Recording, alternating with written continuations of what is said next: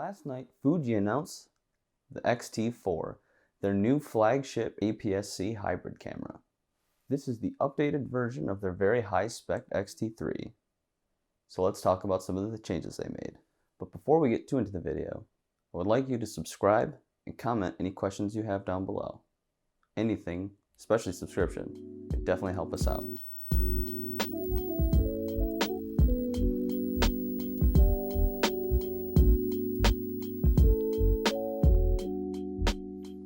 The XT4 packs a lot into a new, slightly bigger body than the XT3, packing the same 26 megapixels,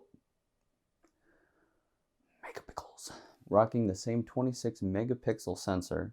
It can do 4K 60. Now, the XT3 could also do this, but the XT4 can also do 1080 at 240. The new XT4 with its bigger body gives you a flip screen, which can help a lot of video shooters out. It's not just for vloggers. The XT4's bigger body also gives the camera IBIS, as well as a bigger battery, almost twice the size. Oddly though, to get all these great specs into this camera, they did have to take out the headphone jack.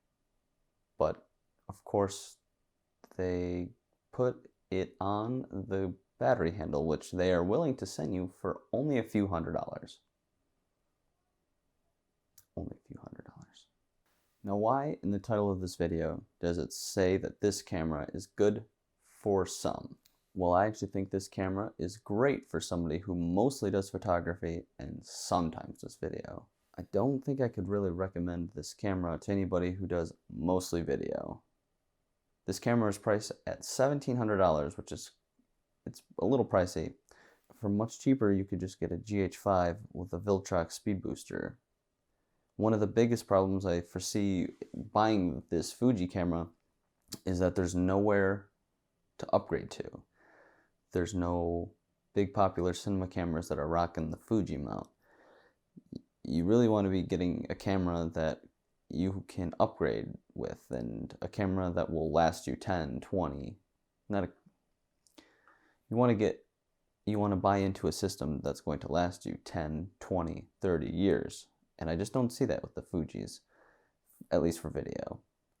With, say, the GH5, I use EF glass on it. I adapt with the Viltrox speed booster.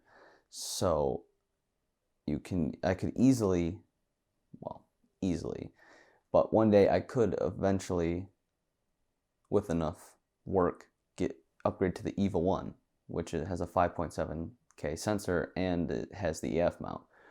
Or I could switch over. Red uses EF mounts. There's Blackmagic that uses EF mounts.